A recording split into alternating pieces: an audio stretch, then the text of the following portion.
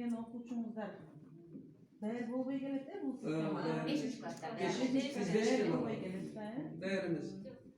Ошол канча бир убакытты талап кылат? Ошол даярдаш үчүн атайын мына ушул сабак өтүлөт. Аларды бөлүп туруп, ал 5-би, 11-би баарын топтоп туруп, жанкейлерге айырылып да. Баягы жанкейлер группасы канча болот мисалы? жакшылары уже 1 айда жүргөнөт. Жакшы окугандары. Анан деңгээлиге жараша 2-3 айда жарым. Деңгээлге карап бөлүп коюштарбы? Жок. Өз жетишет. Мурун билбей атат. Нуржамал. Ошо манабу айым сабагы бардык класстарда деле өтүлөт го. Бирок 5-класска жаңы келгенде 1 жыл бою өзүм өтөм.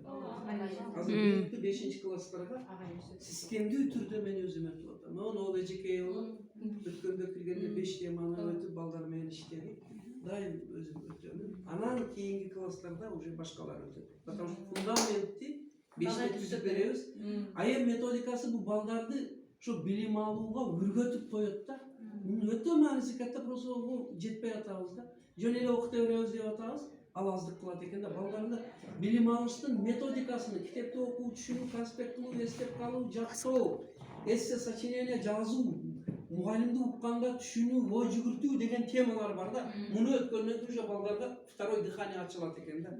Уже толук кете берет, мугалимдерге сабак. Агар да бул лицейге окшогон жерлерге кирсе, азыр деле успехиңар зор. Вообще скачок болот да. Биз айыл жерде ушунча кыйналып турабыз, силерде бул так өтө катта шанс. Сабак өткөндө уже чоң эле бир текст окуду. Окуган окуучуларга келип эле муну мазмундук жагынан анализ жүргүзгүлө деди. Кийин анан структурасы боюнча анализ жүргүзгүлө деди. Айым. Балдар ошо отурушат да, анан ошо берген суроолоруна баягы суроо түзүп коет да, ошол негизде жооп беришти да. Мындай бала кээ бир балдар андай укпайт да. Укпай калат, туктап калат го негизи. Ошол нерсе балаңарга, окуучуларга мышкасы сиңген экен. Аябай жакшы. Кимдин сабагы кирдиңиз? Азамат Айымдын сабагы да мазмун структуралык анализ. Эме ушул сабакта дагы текст менен иштеп атканда эжеке убакыт берип коет экен да.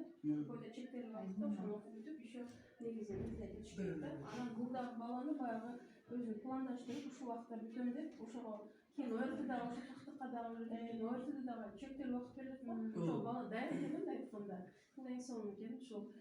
Менде да бир нетипим бар эле, ошо таймкипер деп бир баланы деп ошо сен карайсың деп болду деп ошентип кылат эле да. Ошого